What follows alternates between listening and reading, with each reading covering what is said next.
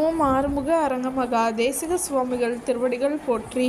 தவத்திரு குருநாதர் ஆசியால் அகத்தியர் சன்மார்க்க சங்கம் தூத்துக்குடி கிளை சங்கத்தின் சார்பாக 19/1/2026 தூத்துக்குடி தெப்பக்குளம் மாரியம்மன் கோவில் வளாகம் மற்றும் அரசு மருத்துவமனை வளாகத்தில் பசித்தோர் சுமார் 500 நபர்களுக்கு புளியோதரை சிறப்பாக வழங்கப்பட்டது.